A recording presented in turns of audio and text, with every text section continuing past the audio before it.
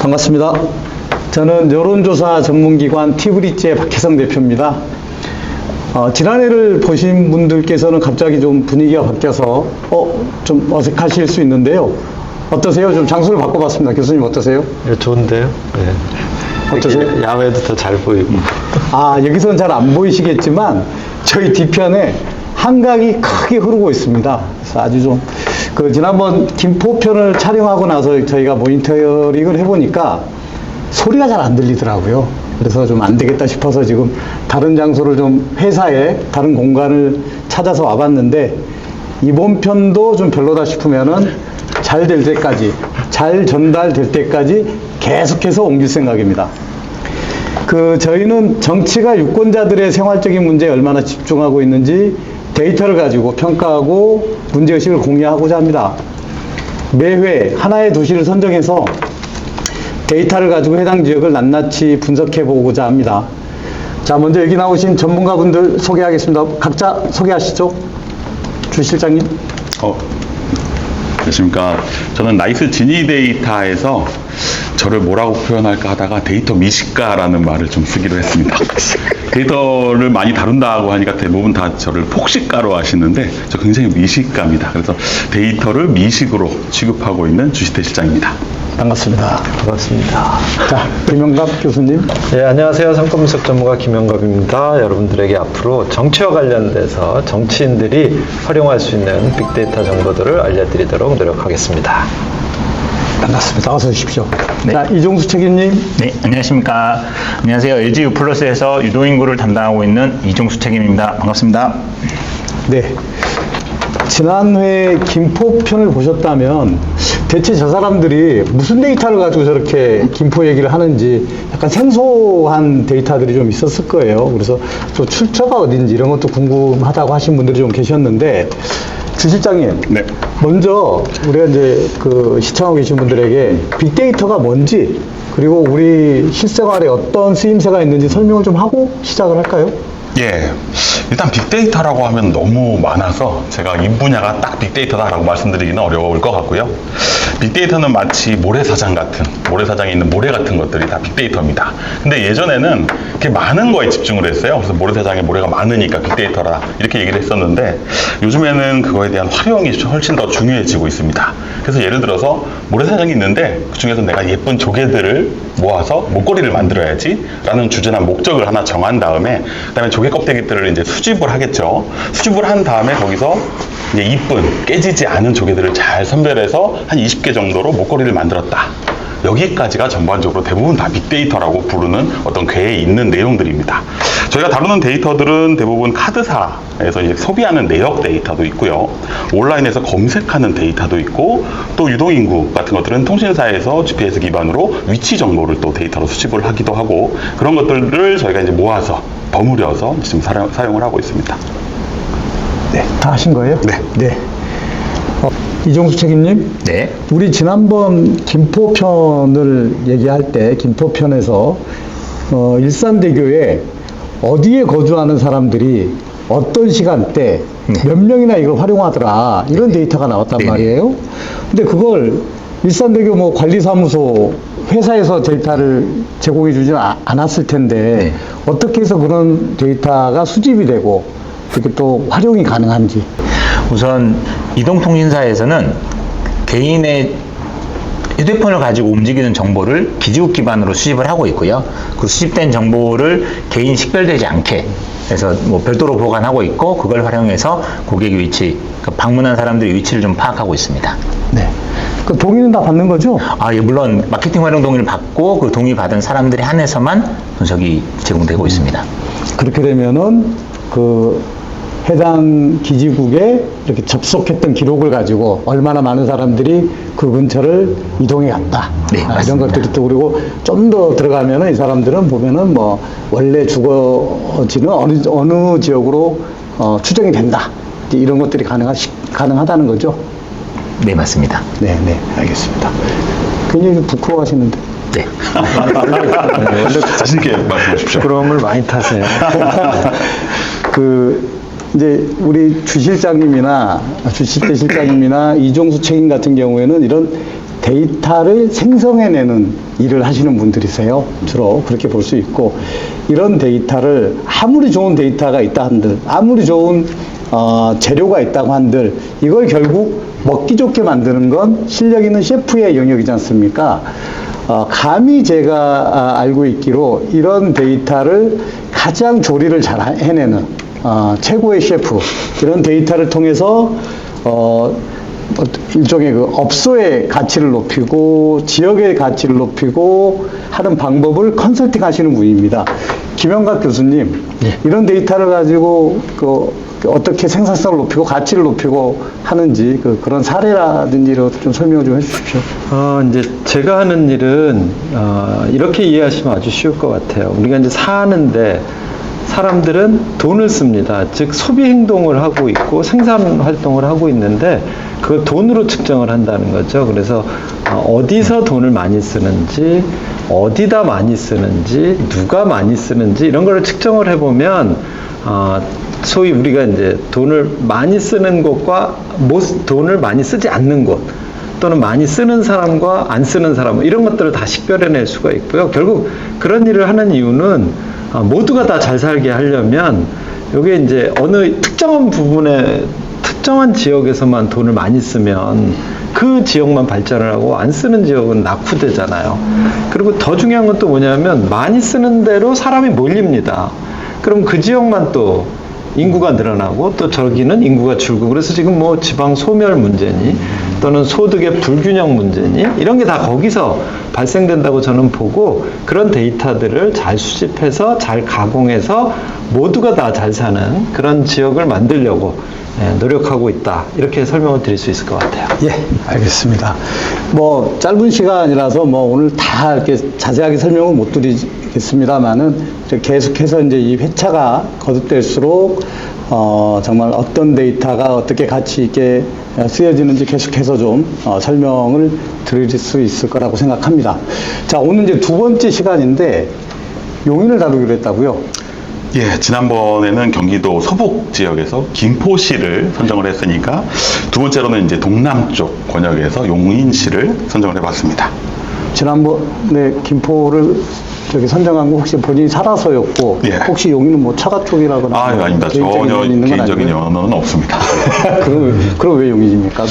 그 동쪽에 동남쪽이라고 했었죠. 동남쪽에는 뭐 용인 외에도 뭐 광주, 성남, 수원 이런 거대한 도시들도 있는데 왜 하필이면 용인입니까? 예, 지난번 김포 지역을 선정했던 이유가 10년 동안 20만 명이 증가를 하면서 갑자기 늘어난 수요 때문에 공급이 부족한 현상, 그래서 불균형이 발생하는 대표적인 지역으로서 김포시를 선정했었는데, 이 기간을 10년이 아니라 30년으로 좀 늘려보면 전국에서 가장 많이 인구가 증가한 지역이 용인입니다.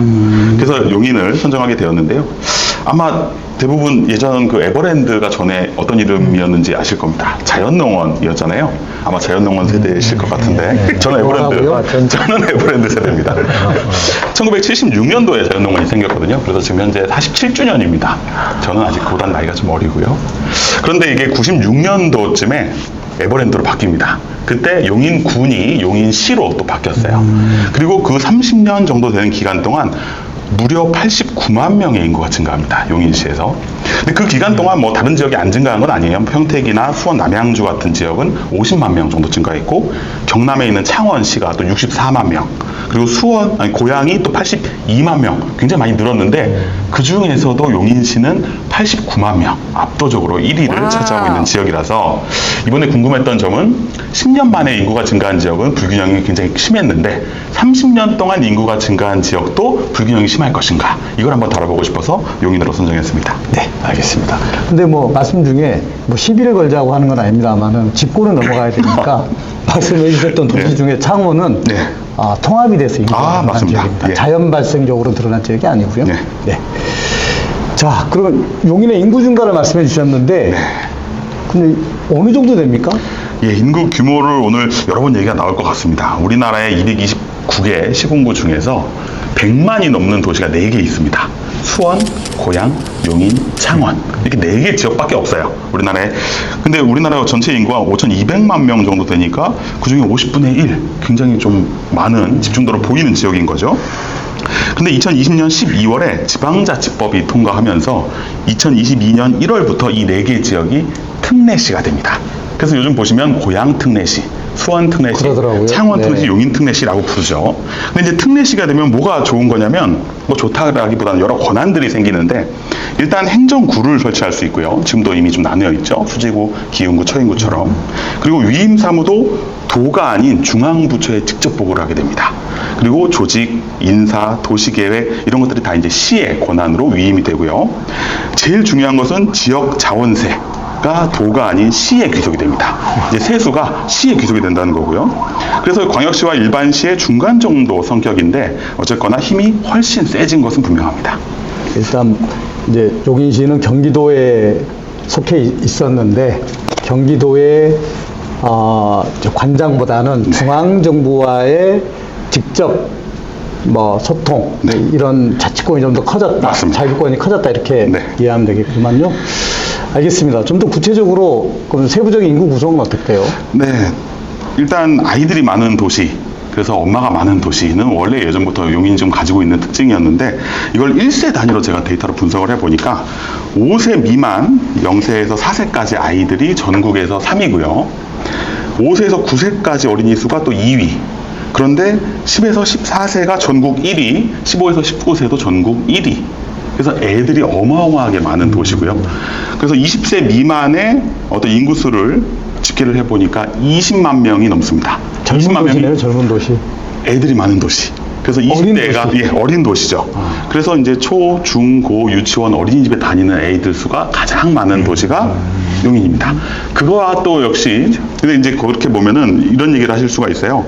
야, 그 지역은 인구가 많으니까 당연히 애들도 많겠지. 이렇게 말씀하실 수 있는데 이번에는 인구의 구성 비로 봤더니 15에서 19세 이제 고등학교, 중학교, 이제 고학년에서 고등학교 다니는 아이들이 가장 많은 비율상으로 가장 많은 지역이라서 경기도 중에서 가장 높은 비율을 보이고 있고 이들의 이제 부모로 추정되는 40대 후반 연령대가 가장 많은 지역으로 추출이 됩니다.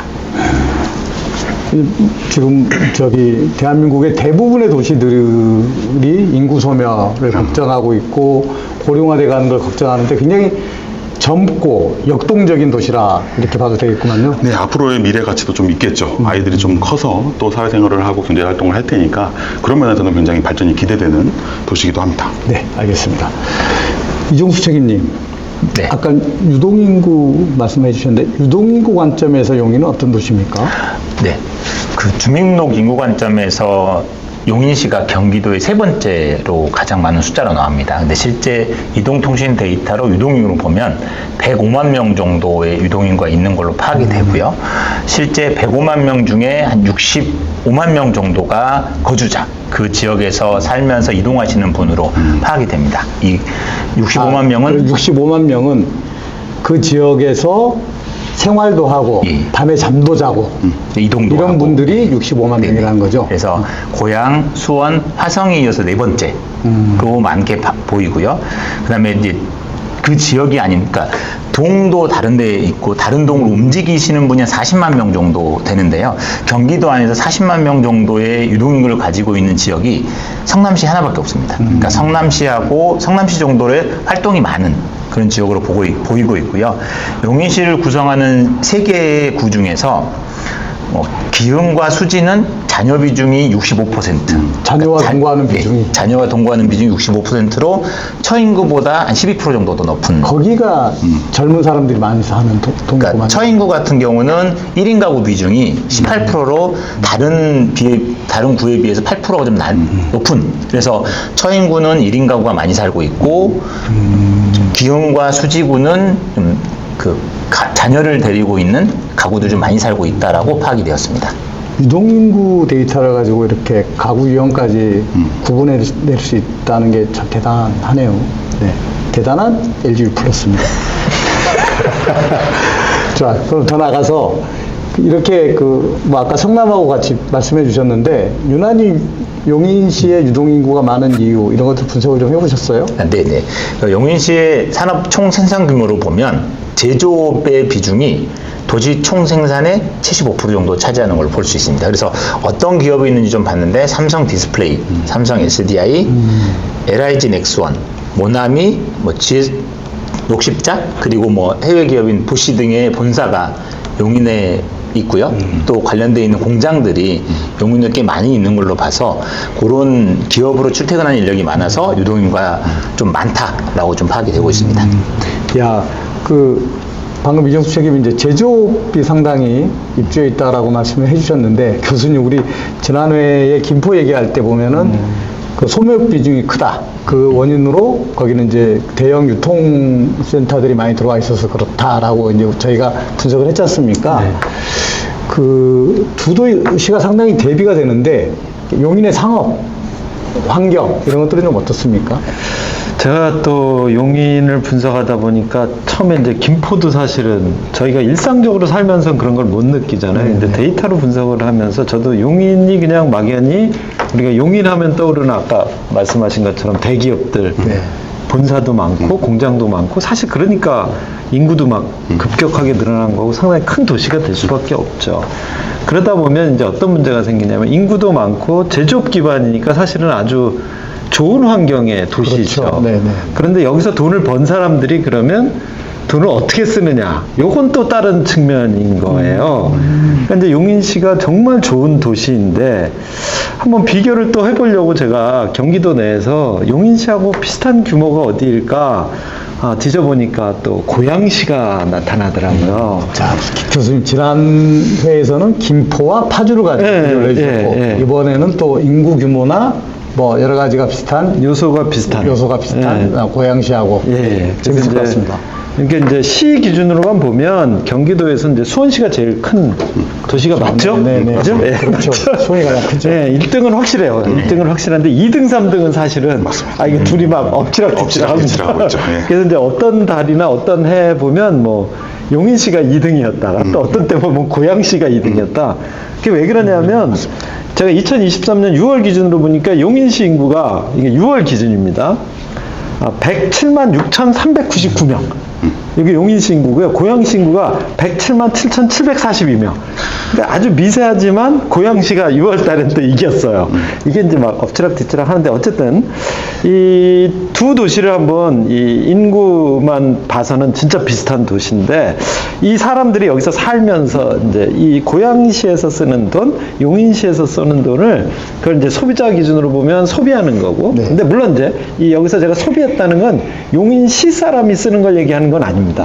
그 용인시라고 하는 그 지역에서 쓰는 돈이니까 용인시 사람도 쓰고 외부 사람도 들어와서 쓸 수도 있겠죠. 그죠? 우리가 김포 파주 얘기할 때 그런 개념은 제가 말씀을 드렸습니다. 그래서 이 용인시에서 사람들이 소비하는 금액을 한번 고양시하고 비교를 해봤는데 아까 인구는 비슷하고 사실 제조업 기반은 용인시가 훨씬 좋죠. 네. 하지만 전체 그 사업자들, 그러니까 이제 기업 매출은 빼고요. 일반 소상공인 기준으로 해서 봤을 때 사업자 매출액은 고양시가 적을까요? 많을까요? 438억이 더 많습니다. 연간 매출은 네, 아니요. 월 기준입니다. 월 기준. 6월 기준. 상당히 차이가 큰. 네, 그러니까 생각보다 인구는 똑같고 용인시가 훨씬 어떻게 보면 제조업 기반이나 이런 걸로 볼 땐 더 좋을 그렇죠. 것 같은데 네, 네, 네. 돈을 쓰는 건 고양시 쪽이 훨씬 더 강력하다는 거죠. 그러니까 용인시는 사실은 좀 많이 또 빠져나가는 게 있다는 걸로 해석을 하셔도 될 것 같습니다. 네, 네. 그리고 좀 더 구체적으로 업종별로 한번 봐주시겠어요? 예, 이걸 이제 전체적으로는 그런데 여기 이제 업종별로 보면 또 재밌는 현상이 또 나타나요. 이 지역의 특성, 그 다음에 앞으로 이 지역이 더 발전하기 위해선 우리가 어떤 노력을 기울여야 할까를 한번 보기 위해서 소매업 소비는 고양시하고 제가 용인시하고 비교해봤더니 소매업 소비 고양시가 386억이 많습니다. 이거 월 기준입니다. 그 다음에 이제 제가 항상 중요하다고 생각하는 외식업. 외식업. 네. 이 외식업 소비는 고양시가 430억이나 많습니다. 이것도 좀 이상하죠. 약간 의외네. 예, 의외죠, 이것도. 서비스업 소비도 고양시가 많습니다. 67억이 많고요. 교육업 소비도 고양시가 더 많아요. 58억이 더 많아요. 얼른 드는 생각이 아까 우리 에버랜드 얘기도 했는데 에버랜드 같은 데를 굳이 분석한다면은 저기 서비스업으로 분석이 되는 아, 그렇죠. 오락업. 이게 서비스업 안에서 이제 오락 업종으로 우리가 이제 보통은 이제 네. 구별을 해서 분석을 하고 있는데. 아, 예, 그런데도 고향 그 뭐 에버랜드 어마무지하지 그러니까 않습니까? 이제 우리가 아니 이건 뭐 거의 대한민국을 넘어서는 수준의 놀이공원. 그렇죠. 네, 제가 그렇죠? 알기로도 뭐 어마어마한 몇 위인 걸로 알고 그렇죠. 있는데. 네. 그런데 얘가 맞습니다. 얘가 벌어들이는 돈이 장난은 아니에요. 네. 왜냐하면 오락업으로만 보면 용인시가 고양시에 비해서 434억이 많아요. 네, 네, 네. 그러다 보니까 이제 숙박업도 용인시가 69억 정도 더 많습니다. 그런데 아까 말씀드렸잖아요. 이 오락업으로 어마어마한 소비가 일어나고는 있는데 그게 사실은 다른 데로 이렇게 파급 효과는 나타나지 서비스업 전체라든지 아니면 외식이라든지 뭐 다른 소음에 이렇게 연계가 되지 않고 있군요. 그렇죠. 네. 네, 그러다 보니까 이제 고양시보다 소비 금액은 그렇게 적게 나타나고 있는 현상이 보여지고 있습니다. 저, 교수님 왜 그러는 겁니까? 아, 이렇게 바로 훅 들어. 깜짝 놀랐어. 왜 그러는지 내가 어떻게 알아? 라고 하면 안 되죠. 네, 말씀드리겠습니다. 이게 이제 아주 간단히 얘기하면 이 용인시는 정말 좋은 자원을 갖고 있잖아요. 에버랜드라고 하는. 그래서 어마어마한 사람들이 사실 많이 놀러 옵니다. 네. 유입 효과죠. 유입 효과. 하지만 그게 생각보다 소비 유출보다 크지 않다는 거야. 그러니까 정말 아이러니하지 않아요? 이 좋은 유입 어떤 그 에버랜드라고 하는 요소를 갖고 있는데 이걸로 해서 얻는 거 대비 보다. 나가는 서 쓰는 게 더 많다는 거예요. 그게 되게 희한하죠. 예? 그러니까 우리가 내가 이런 강점을 갖고 있고 왜냐면 여기 이제 제조업 기반이 워낙 좋잖아요. 거기서 돈을 어마어마하게 네, 벌 네, 겁니다. 거기다 이런 되게 좋은 놀이공원도 있으니까 이 수도권 이런 데서 엄청나게 사람들이 와요. 그러니까 외형적으로 봤더니 와 저기는 그냥 다 빨아들이는구나. 그렇죠. 이렇게만 생각할 수 있는데 그것만 봐서는 큰일 난다는 거죠. 의외로 그러다 보니까 약점이 존재하고 있는 거예요. 제가 이제 아주 디테일하게 들어가 봤더니 어차피 이 용인시는 3개 구가 있잖아요. 네, 네. 수지구가 있고, 그죠? 이 수지구 거주자들이 이 용인에서 소비를 해줘야 되는데 이 사람들이 어디로 자꾸 나갑니다. 안다고로 가는군요. 그쵸? 네, 네. 귀신같이 네, 다니네. 그 정도 좀 아니죠. 그쵸? 그쪽에 그렇죠. 좀, 그쵸? 너무 뻔하잖아요. 이 수지구 사람들은 분당으로 또 많이 나가요. 거기 가서 소비를 많이 하는 거예요. 그러니까 여기서 생산하는 분들은 나가고 싶어도 못 나가잖아요. 그러니까 생산을 안 하시는 분들이 나가시겠죠. 제가 누구라고는 말씀드리지 않겠습니다. 그 다음에 또 재밌는 게 있어요. 그러면 기흥구 사람들. 기흥. 예, 이게 그러니까 같은 용인이라도 이게 수지와 이게 이제 이 역학적으로 위치적으로 이 산업적으로 이게 되게 재밌는 현상들이 생겨요. 기흥 옆에가 동탄 신도시가 있지 않습니까? 그렇죠. 그러니까 그렇죠. 기흥구 그렇게 사람들은 연결돼 주로 있죠. 어디로 빠져나가나 제가 분석을 해봤더니 영통, 영통, 화성, 화성 동탄. 네. 그 다음에 또 그렇죠. 여기가 이제 수도권 이 강남으로 또 강남으로. 아주 빠르게 빠져나가죠. 아, 그 바로 그 기흥 IC로 정보를 그래서 제가 타면 봤더니 바로 수원 나갈 수 영통으로도 있어요. 빠져나가고 그렇군요. 화성으로도 빠져나가고 강남에 특히 가서 소비를 많이 하시는 거예요. 이걸 우리가 업종별 소비 비중을 보면 또 재미있어요. 왜냐하면 기흥구 같은 경우는 소매업하고 외식업 비중이 아주 높은 네. 특징을 갖고 있습니다. 그러니까 여기서는 사람들이 돈을 쓴다 그러면 이런 데다 주로 기흥구는 소매업과 외식업 비중이 높은 특징을 갖는다. 자, 수지구는 또 어떤 특징을 가질 것 같으세요? 한번 찍어보세요. 수지구에서 뭘 다른 지역에 비해서 많이 쓸 것 같으세요? 사람들이. 수지는 제가 알기로 서울이나 분당에서 이주를 해오신 분들이 많거든요. 네, 맞습니다. 그렇다면 외식 그리고 뭐가 있을까요? 교육비. 교육. 이분들이 교육열이 되게 높은 분들이라 네, 수지구가 교육비 비중이 꽤 높습니다. 그 다음에 이제 처인구 같은 경우는 보면 이 처인구가 사실 여기 에버랜드가 있는 데고 아까 얘기하신 대로 1인 가구 비중이 상당히 높은 데잖아요. 그리고 이제 어쨌든 여기는 에버랜드 때문에 사실은 어마어마한 혜택을 보는 곳이죠. 서비스 업종, 오락 업종, 숙박 비중이 매우 높습니다. 하지만 그게 이제 다 다른 용인시의 구로는 확산이 잘 안 되는 문제가 사실은 있는 거죠. 근데 그게 어떻게 보면 또 너무 당연할 수도 있어요. 워낙 이 안에서 다 놀고 가게 그렇죠. 될 수밖에 없는 구조라는 거죠. 아직까지는. 근데 사실 해외 사례들을 좀 조사해 보면 그게 좀 확산이 될 수 있습니다. 그렇지 않습니까? 뭐 일본에 가신다든가 그렇죠. 미국에 가시면 거기도 아주 유니버셜 큰 스튜디오라든지. 그런 데들이 보면 거기서만 소비하지 않아요. 근데 그런 것들이 이제 제가 드리는 힌트고요. 그래서 이제 1인당 소비 공헌도 제가 또 항상 요즘 강조하는 게 1인당 소비 공헌도를 기준으로 봤을 땐 사실은 총 소비 공헌도는 처인구가 가장 높습니다.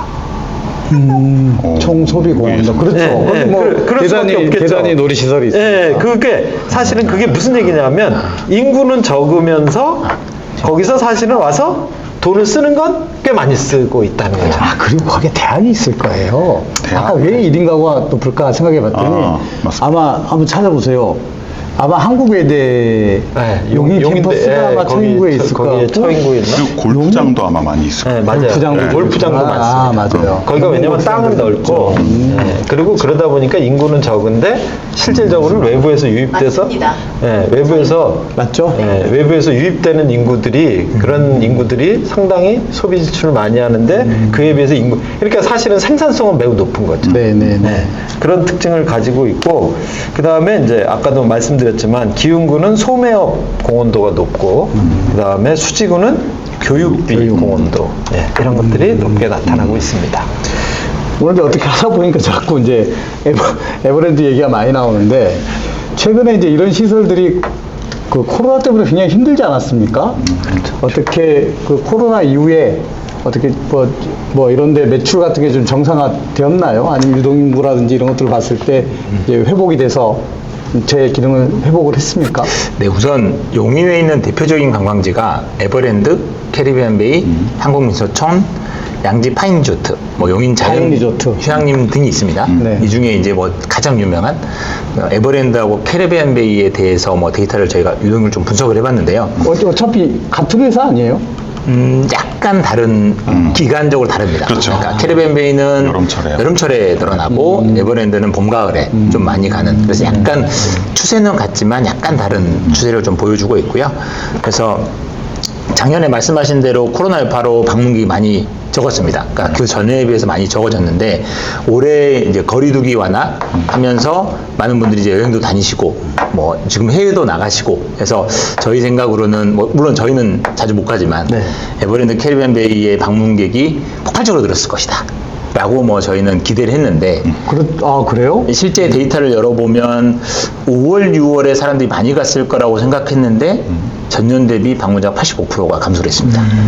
85%로 감소를 했습니다. 15%가 감소를 했고요. 늘지는 못하고 다행히 이제 6월에는 전년 대비 108%, 그러니까 8% 증가하는 것만 보여서 예전에 저희가 생각했던 것만큼 막 폭발적으로 늘어나지 않았고요. 근데 이제 그 방문하신 분들의 연령대를 좀 저희가 봤는데요.